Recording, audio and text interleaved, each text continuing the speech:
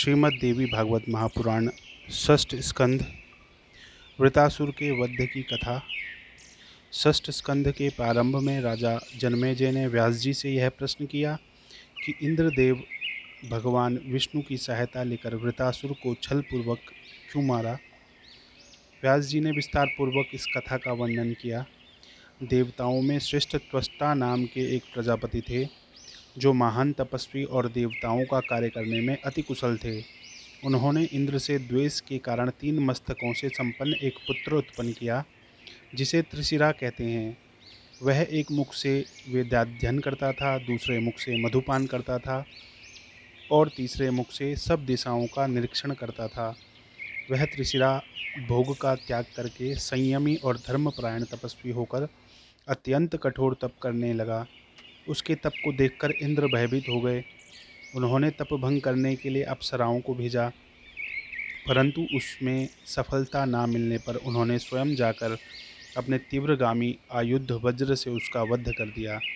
अपने पुत्र के वध का समाचार सुनकर त्वष्टा अत्यंत क्रुद्ध हो गए और उन्होंने अथर्व वेदोक्त मंत्रों से अग्नि में हवन कर एक तेजोमय प्रकाशमान पुरुष को प्रकट किया। त्वष्टा ने अपने इस पुत्र का नाम वृतासुर रखा और इसे इंद्र के वध के लिए प्रेरित किया।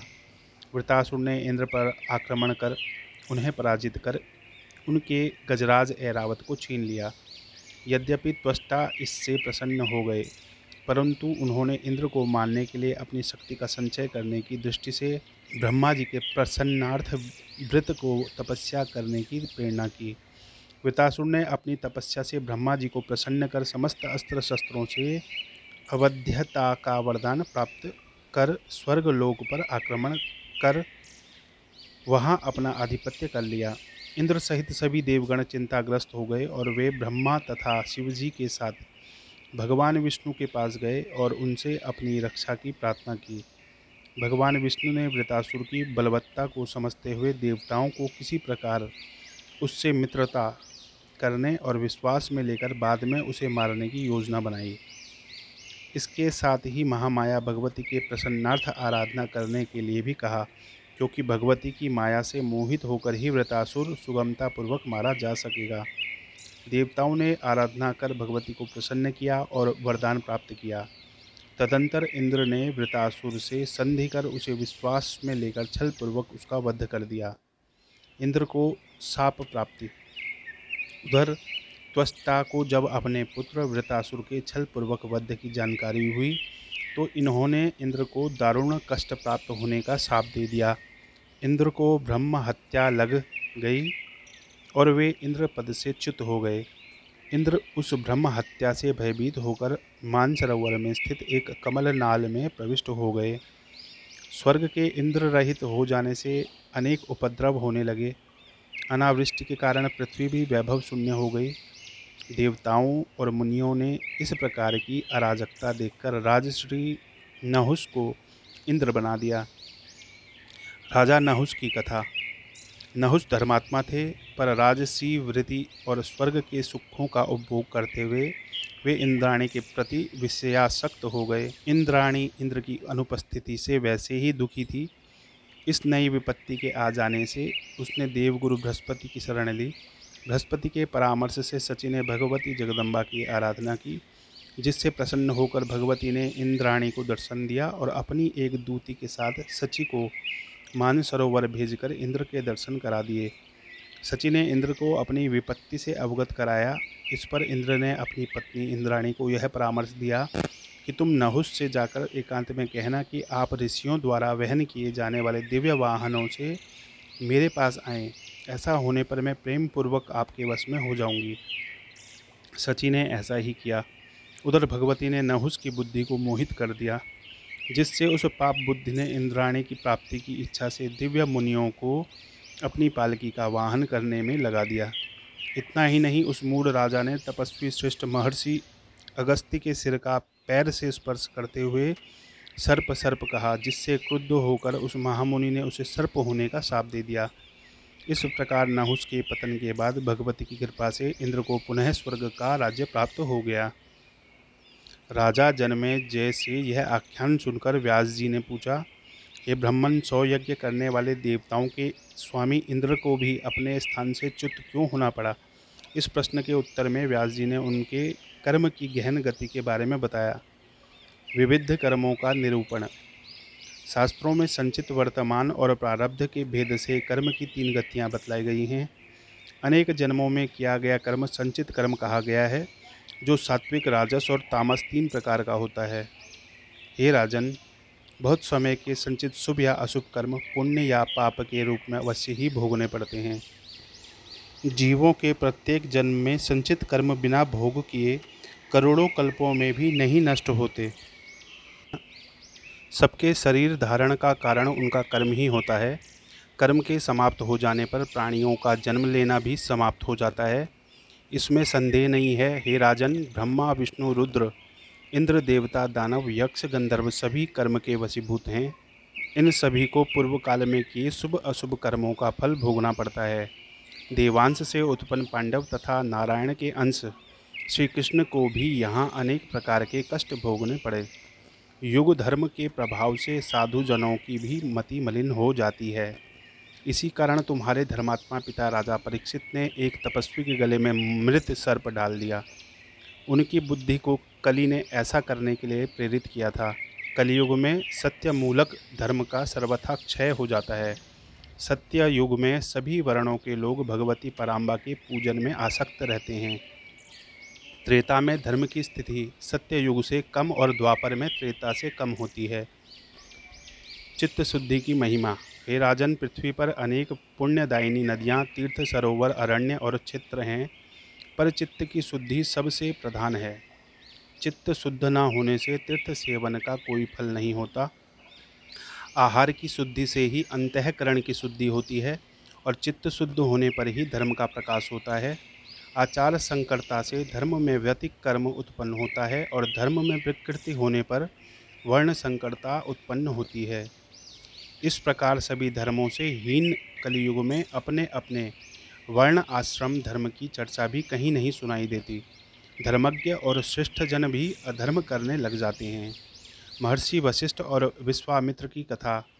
पूर्व काल में पवित्र मानसरोवर तट पर रहते हुए विश्वामित्र और वशिष्ठ जैसे श्रेष्ठ मुनियों ने 10,000 वर्षों तक परस्पर युद्ध किया था। उन सत्व प्रधान मुनियों का यह युद्ध उनके क्रोध के वशीभूत हो जाने के कारण हुआ था। सूर्यवंशी राजा हरिश्चंद्र वशिष्ठ जी के यजमान थे। वे वरुण देव की प्रसन्नता के लिए यज्ञ कर रहे थे, जिसमें सुनह सेप नामक एक ब्राह्मण पुत्र को यज्ञ पशु बनाया गया था। विश्वामित्र जी ने राजा हरिश्चंद्र को ऐसा करने से रोका, परंतु प्रतिज्ञाबद्ध राजा ना माने। अंत में विश्वामित्र जी ने सुनह सेप से वरुण मंत्र का जप कराकर उसकी रक्षा की। विश्वामित्र ने राजा हरिश्चंद्र के इस व्यवहार से क्रुद्ध होकर छलपूर्वक उनका राज्य छीन लिया। इससे वशिष्ठ जी भी क्रुद्ध हो गए। उन्होंने विश्वामित्र को बक हो जाने का तथा विश्वामित्र ने वशिष्ठ को आड़ी हो जाने का शाप दिया। इस प्रकार परस्पर शापग्रस्त और युद्धरत देख ब्रह्मा जी ने उन्हें समझाया और शाप मुक्त किया। राजा निमि का वृतांत। वशिष्ठ जी ने इसी प्रकार क्रोध के वशीभूत होकर पूर्व काल में राजा निमि को भी शाप दे दिया था। राजा निमि वशिष्ठ के यजमान थे। वे एक देवी यज्ञ करना चाहते थे और उन्होंने इसे संपन्न कराने के लिए गुरु वशिष्ठ से प्रार्थना की, परंतु वशिष्ठ जी उस समय इंद्र का यज्ञ कराने के लिए चले गए और निमि से बोले कि तुम यज्ञ सामग्री एकत्रित करो। राजा निमि ने समस्त यज्ञ सामग्री एकत्रित करके सैकड़ों वर्षों तक वशिष्ठ जी की प्रतीक्षा के अनंतर गौतम ऋषि को आचार्य बनाकर अपना यज्ञ प्रारंभ करा दिया।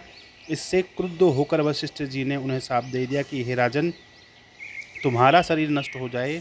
इस पर राजा निमि ने भी उन्हें शाप देते हुए कहा कि हे धर्मज्ञ, अपने क्रोध के वशीभूत होकर मुझे अकारण ही शाप दे दिया है, अतः आपकी यह क्रोधयुक्त देह आज ही नष्ट हो जाए। इससे वशिष्ठ की देह नष्ट हो गई और पुनः उन्होंने मित्रावरुण के तेज से अगस्ती के साथ एक कुंभ से जन्म ग्रहण किया। राजा इक्ष्वाकु ने उनका पालन पोषण किया और कालांतर में वे उनके वंश के पुरोहित बने। उधर भगवती के यज्ञ में दीक्षित राजा निमि की देह को ऋत्विजनों ने मंत्र शक्ति से सुरक्षित बनाए रखा और यज्ञ की सम्यक प्रकार से पूर्ति हो जाने के बाद देवी के वरदान से उन्हें निर्मल ज्ञान की प्राप्ति हुई और समस्त प्राणियों के नेत्रों में उनका निवास हो गया तथा प्राणियों के नेत्रों में पलक गिराने की शक्ति आ गई। निमि के निवास के कारण ही मनुष्य, पशु तथा पक्षी निमिष पलक गिराने वाले और देवता अनिमिष पलक ना गिराने वाले हो गए।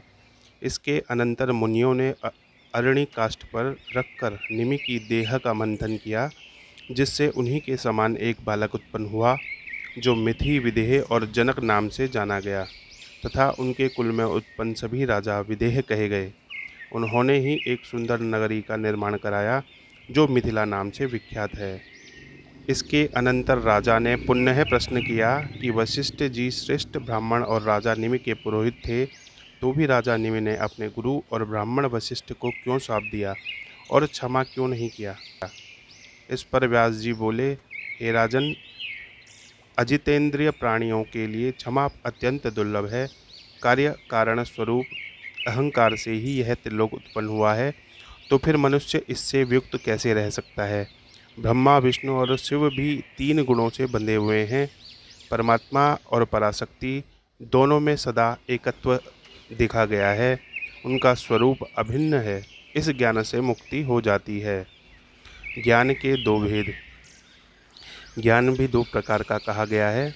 प्रथम शाब्दिक ज्ञान, जो बुद्धि की सहायता से वेद और शास्त्र के अर्थ ज्ञान द्वारा प्राप्त हो जाता है। दूसरा अनुभव नामक ज्ञान है, जो दुर्लभ होता है। यह ज्ञान तब प्राप्त होता है जब इसके जानने वाले का संग हो जाता है। हे भारत, शब्द ज्ञान से कार्य की सिद्धि नहीं होती, इसीलिए अनुभव ज्ञान ही विशेष महत्वपूर्ण है। कर्म वही है जो बंधन ना करे और विद्या वही है जो मुक्ति के लिए हो। अन्य कर्म तो मात्र परिश्रम के लिए होता है तथा दूसरी विद्या तो मात्र शिल्प संबंधी कौशल है। शील, परोपकार, क्रोध का अभाव, क्षमा, धैर्य और संतोष, यह सब विद्या का अत्यंत उत्तम फल है। हेहय वंश में एक वीर की कथा। हे राजन, काम, क्रोध, लोभ, मोह और अहंकार, ये 4 शत्रु शरीर में सदा विद्यमान रहते हैं। इन्हीं के प्रभाव से सत्व गुण की तपस्वी मुनिगण भी प्रभावित हो जाते हैं। फिर रजोगुणी और तमोगुणी क्षत्रियों तथा अन्य वर्णों का तो कहना ही क्या। पूर्व काल में हेहयवंशी क्षत्रियों ने क्रोध के वशीभूत होकर अपने पुरोहित कुल के भृगुवंशी ब्राह्मणों का संहार कर डाला था। उन पापी हेहयों ने स्त्रियों और शिशुओं को भी नहीं छोड़ा था। अंत में भगवती की कृपा से एक भार्गव ब्राह्मणी की झंगा से एक अत्यंत तेजस्वी बालक की उत्पत्ति हुई। उसके तेज से ही हेहयवंशी क्षत्रिय दृष्टिविहीन हो गए। पुनः उस बालक की स्तुति करने पर उन्हें नेत्र ज्योति मिली। राजा जन्मेजय ने व्यास जी से हेहयवंशी क्षत्रियों की उत्पत्ति के विषय में पूछा। इस पर व्यास जी ने बताया कि भगवान विष्णु और भगवती लक्ष्मी से उत्पन्न हेहय संज्ञक एक वीर नाम वाले पुत्र से इस वंश की उत्पत्ति हुई। चूँकि अश्वरूपधारी भगवान विष्णु और बड़वा रूपधारी भगवती लक्ष्मी से इस पुत्र का जन्म हुआ था, इसलिए इस वंश का हेहय नाम पड़ा। एक वीर ने भगवती के सिद्धि प्रदायक मंत्र से दीक्षित होकर कालकेतु नामक राक्षस का वध किया और उसके द्वारा अपहृत राजा रैभय्य की कन्या एकावली से विवाह किया। उस एकावली से उन्हें कीर्तवीर्य नामक पुत्र की प्राप्ति हुई। कृतवीर्य का पुत्र कार्तवीर्य हुआ। इस प्रकार हेहय वंश की वंशबेल वृद्धि को प्राप्त हुई। इस अद्भुत आख्यान को सुनकर राजा जन्मेजय ने कहा कि हे भगवान, यह तो बड़े ही विस्मय की बात है कि भगवान विष्णु को घोड़े का रूप धारण करना पड़ा। वे पुरुषोत्तम भगवान तो सदा स्वतंत्र रहते हैं, उन्हें ऐसा रूप क्यों धारण करना पड़ा? इस पर व्यास जी ने इस कथा का विस्तार से वर्णन किया तथा कहा, हे राजन, इस सारहीन जगत में कभी किसी को सुख नहीं प्राप्त होता है। यह कहकर उन्होंने अपना जीवन वृत जन्म, मात्र विच्छोह तपस्या, पुत्र प्राप्ति, पुनः पुत्र विच्छोह तथा धृतराष्ट्र, पांडु, विदुर आदि की उत्पत्ति का वर्णन किया। तत्पश्चात व्यास जी ने पांडवों के जन्म, उनकी शिक्षा दीक्षा, विवाह, राजसूय यज्ञ और वनवास की कथा सुनाई। इसके अनंतर व्यास जी ने बताया कि पांडवों और द्रौपदी को वनवास में अनेक प्रकार के दुख और अपमान सहन करने पड़े। जिन्हें देखकर ज्ञानवान होते हुए भी मैं मोहित हो गया। इस प्रकार यह मोह ज्ञानियों को भी विक्षुब्ध कर देता है। नारद तथा पर्वत जैसे मुनियों ने इसी मोह के वशीभूत होकर दमयंती नामक एक राजकुमारी की प्राप्ति के लिए एक दूसरे को शाप दे दिया था। वस्तुतः माया अत्यंत बलवती है और यह जगत भी माया के गुणों से ही विरचित है। काम, क्रोध, लोभ, ईर्ष्या, ममता, अहंकार और मद, इन शक्तिशाली विषयों को जीतने में कोई सक्षम नहीं हो सकता। भगवती महामाया का चरित्र अत्यंत अद्भुत है। उन्होंने ही स्थावर जंगमात्मक जगत को मोहित कर रखा है। महामाया की महिमा से देवऋषि नारद की कथा। एक बार नारद जी के मन में अहंकारवश यह भ्रांति हो गई कि मैं इंद्रियों, क्रोध और माया को जीत लेने वाला तपस्वी हूँ। इस पर भगवान विष्णु ने उन्हें समझाया कि जब मैं, ब्रह्मा, शिव और सनक आदि मुनि भी माया पर विजय नहीं प्राप्त कर सके, तो तुम्हें ऐसा नहीं सोचना चाहिए। इस पर नारद जी ने माया को देखने की इच्छा प्रकट की। भगवान विष्णु गरुड़ पर उन्हें बैठाकर एक दिव्य रमणीय सरोवर के तट पर ले गए और उनसे उसमें स्नान करने को कहा। उस सरोवर में जैसे ही नारद जी ने डुबकी लगाई, वे एक सुंदर युवती के रूप में परिणत हो गए। सरोवर से निकलने पर उन्हें अपने स्वरूप का ज्ञान विस्मृत हो चुका था। भगवान विष्णु वहाँ से अंतर्ध्यान हो चुके थे। इतने में ही तालध्वज नामक एक राजा उधर आ निकला और सुंदर स्त्री के रूप में नारद जी को देखकर उसने उनसे प्रणय याचना की। नारद जी को अपना ज्ञान तो विस्मृत हो ही चुका था, स्त्री के रूप में उन्हें आश्रय की आवश्यकता भी थी। अतः वे राजा तालध्वज की महारानी बन गए। कालांतर में वे अनेक पुत्रों की माता भी बने। उनके अनेक पौत्र भी हुए। इस प्रकार वे माया विमोहित हो अपने परिवार में ही अत्यंत आसक्त हो गए। उनका दिव्य ज्ञान विस्मृत हो चुका था। एक बार किसी दूसरे देश के राजा ने तालध्वज के राज्य पर आक्रमण कर दिया। भयानक संग्राम में राजा तालध्वज के सभी पुत्र और पौत्र मारे गए। स्त्री रूपधारी नारद जी ने रणभूमि में जाकर अपने पुत्र पौत्रों को मृत देखा तो विलाप करने लगे। इतने में वृद्ध ब्राह्मण रूपधारी भगवान विष्णु ने वहां आकर उनको जगत की नश्वर गति समझाते हुए सरोवर में स्नान कर मृत पुत्र पौत्रों की तिलांजलि देने को कहा। तब जैसे ही स्त्री रूपधारी नारद जी ने उस सरोवर के जल में डुबकी लगाई, तो वे अपने वास्तविक नारद रूप में आ गए। भगवान विष्णु तट पर उनकी वीणा और मृगचर्म लिए खड़े थे। नारद जी को पुनः अपने स्वरूप की स्मृति हो आई तो वे विस्मय में पड़ गए। उन्हें विस्मयान्वित देखकर भगवान विष्णु ने कहा, हे नारद, यहाँ आओ। वहाँ क्या कर रहे हो? इधर राजा तालध्वज अपनी स्त्री को सरोवर से वापस ना आया देखकर विलाप करने लगे। तब भगवान विष्णु तथा नारद ने उन्हें प्रबोधित किया। उनकी ज्ञान चर्चा से राजा तालध्वज के मन में वैराग्य भाव उत्पन्न हो गया। इसके बाद भगवान विष्णु ने नारद जी से कहा, हे महामते, देखो यह सारा खेल महामाया जनित है। श्रीमद् देवी भागवत की महिमा। इस आख्यान को सुनाकर व्यास जी ने राजा जनमेजय से कहा, हे राजन, जो माया स्थावर जंगम रूप समस्त जगत को अपने वश में किए हुए है, वह माया भी सदा संविद रूप परम तत्व में स्थित रहती है। वह उसी के अधीन रहती हुई तथा उसी से प्रेरित होकर जीवों में सदा मोह का संचार करती है। अतः विशिष्ट माया स्वरूपा भगवती जगदम्बा का ध्यान, पूजन, वंदन तथा जप करना चाहिए। उन्हें छोड़कर अन्य कोई भी देवता उस माया को दूर करने में समर्थ नहीं है। उनकी प्रसन्नता के लिए जो मनुष्य संपूर्ण पुराणों के सार स्वरूप वेद तुल्य इस श्रीमद् देवी भागवत महापुराण का श्रद्धा भक्ति पूर्वक पाठ अथवा श्रवण करता है, वह ऐश्वर्य संपन्न तथा ज्ञानवान हो जाता है। इस प्रकार देवी के महात्म्य में श्रीमद् देवी भागवत के षष्ठ स्कंद की कथा पूर्ण हुई।